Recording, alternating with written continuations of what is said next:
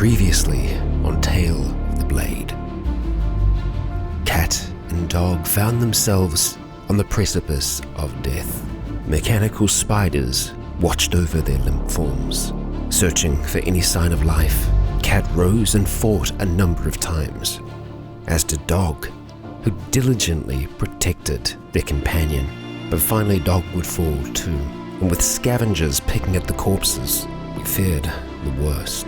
But finally, after the sun fell and rose many a time, Cat found his way back to his feet and to the side of Dog, who was clinging onto life at the time. Now with a chance to catch their breath and properly see to their wounds, they would wait before seeking out what the lost armory was hiding.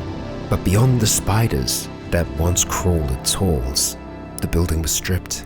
Anything of true value, other than a few weapons, had long since been taken. No treasures or secrets were found, and so it is that these nomads prepare once again to travel the Leviathan coast, to turn their attention northwards. Kia ora, Legionnaires. Rycon here, and welcome back to Kenshi, Tale of the Blade, where we join Cat and Dog, with the lost armory becoming ever smaller behind them. From here, Cat will be following what little remains of a trail southwards and then turning back up towards the north, following the gulf towards the most northern point of the continent. Behind them, they leave countless bodies picked over by big things, but there seems to be no escaping it. Death is everywhere here. The bodies of garus, river raptors, fauna large and small, litter these plains with their remains. Following the crude trail, Cat had hoped to find something else at the bottom of the gulf, yet naught would be found other than a pair of wandering giants, the great leviathans. And so, northwards they would go. While the coast was named after the great leviathans, they certainly weren't the only creatures here. Great herds of beak things roamed in the distance, and tech hunters picked through the ancient remains of those that came before them. Little more than a nod would be communicated between the travelers, but it's always nice to see another face.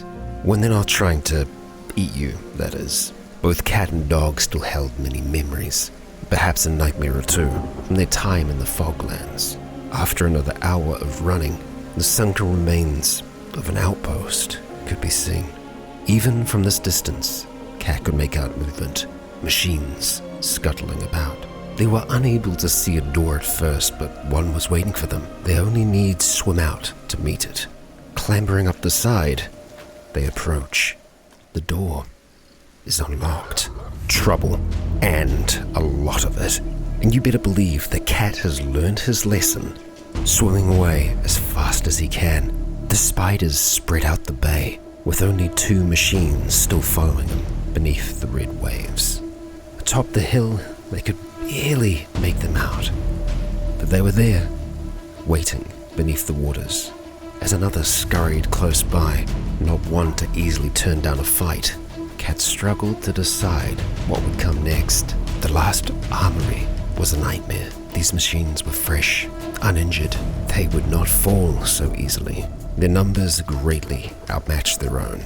Yet stealth had worked once, and could potentially work again. But as Dog nuzzled against Cat's hand, he could sense his decision changing. The risk was needless. He had come close to losing Dog more than once. Today would not be that day. So they'd carry on, leaving the spiders to scurry. And even the rain stopped. Perhaps the gods applauding a choice well made. And while they had avoided one fight, ahead of them drifted the smell of blood and death. A lone rancher defends the last of his herd. Letting out a piercing whistle, Cat gains the attention of one. With blade in hand, he strikes. Down. Too late for the rancher, perhaps. But still, they will fight. First, the others must be felled.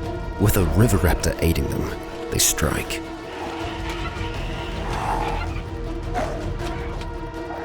There.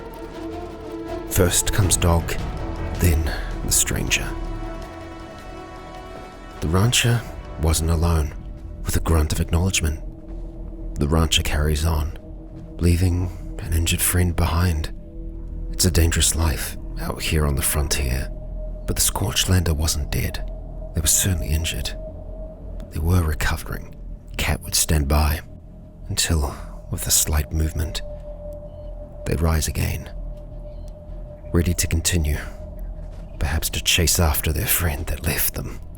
Reunited, they carry on without their flock, paying the swordsman that saved them little mind, knowing that it's often better to avoid questions when you're on the road. That wouldn't be the only encounter with big things the doer had in store for them. More of the creatures waited along the coast. Big things were a cat and dog specialty. Deflated, defeated, Cat checks their wounds. His eyes always to the coast and to the necks bobbing above the waterline.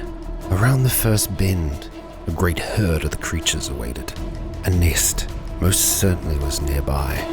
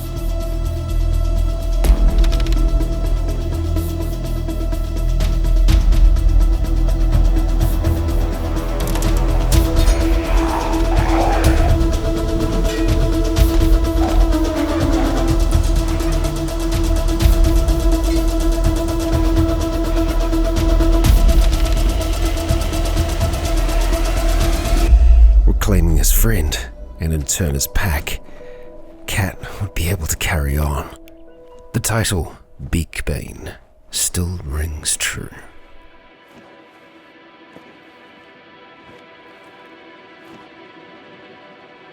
Walking but half an hour more, they'd made it. The furthest point north, where the red of the horizon mingled with the darkening sky. It was beautiful, the two giant celestial bodies gazing back at them. Their path from this point on was to be uncharted. Carrying along the coast will eventually lead them off of the old beaten trail throughout the rest of the Leviathan coast. And what lays beyond that is yet unknown. Now well and truly off the trail, it was clear to Cat and Dog that the topography of the land was changing again. But the one thing that was constant were the big things. The herd had their scent.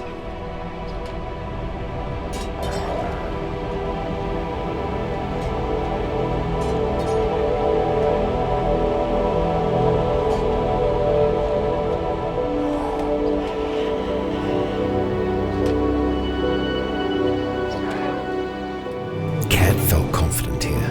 Even with his pack weighing him down, he could feel his strength building. Carefully, he'd swing its blade, so not to strike the many Garu that fought alongside him. But the final foe failed. Cat could return to Dog, patching up their wounds.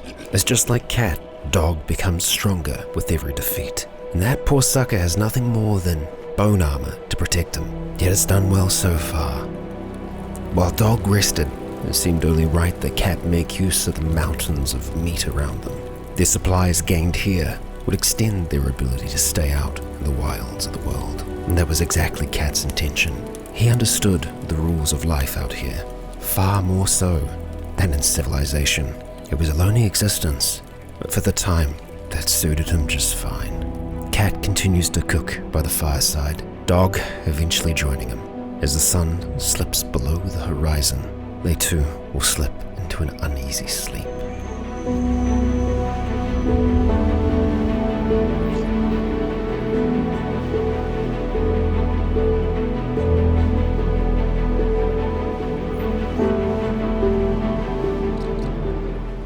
the rising sun, we rejoin cat and dog by the fire. The flies have already gotten to the big things that surround them, but the meat that cat has gathered and prepared is safe for now from rot. And you might have noticed it last night as time went by. But there was a structure not too far from their camp. Shelter would have been nice, but our duo were too focused on rest at the time. The structure doesn't look so different from the others we've seen, and within, nothing yet. Perhaps then, Cat, you'll be safe enough to come back and grab your backpack. There we are. And even though with all his armor on it won't count for much, sneaking should still help. 2 enemies. Back outside with you, Cat. A much better way to fight. Out here, you can swing that blade without penalty.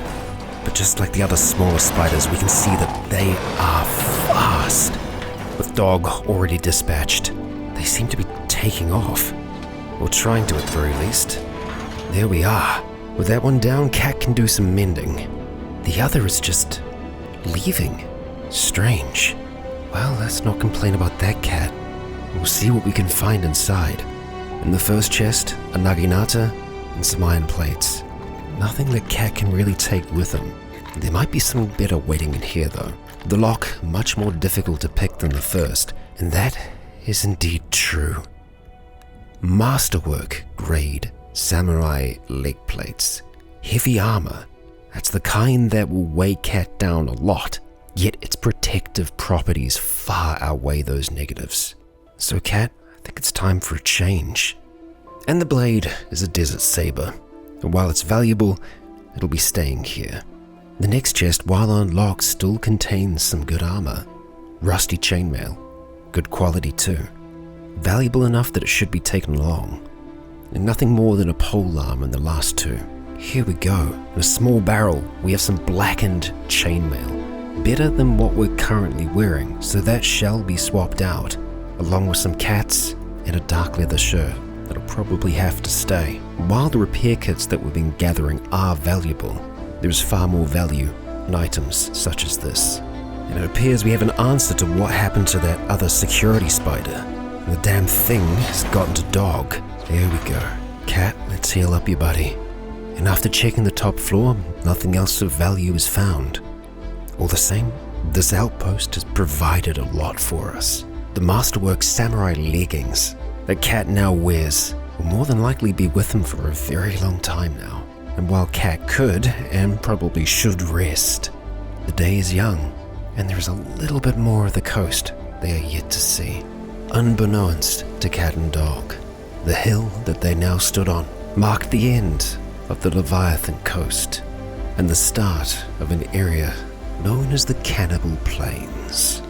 Cat thought he had reached the depths of the depravity of this world, deep in those foglands. Yet he's only scratched the surface. The Cannibal Plains will test him, both his will to survive and his ability to fight for it. He will be up against some pretty serious numbers in this region, and the consequences of losing are far more dire than falling to iron spiders. For machines do not eat, and non-surprisingly, the peoples of these plains most certainly do. Legionnaires, I would like to thank you for joining me for yet another episode here on the continent. Cat's fortune certainly felt milder today, and I think that's necessary after the misfortunes of the last. I do appreciate you all sticking with me throughout this series. A long tale, I know, but one that I hope you continue to enjoy exploring alongside me. And hey, if you did enjoy today's episode, please consider leaving a comment or a like to let me know if you enjoyed the show. As for now, I have been Rycon. You have all been awesome. And until next time, stay tuned.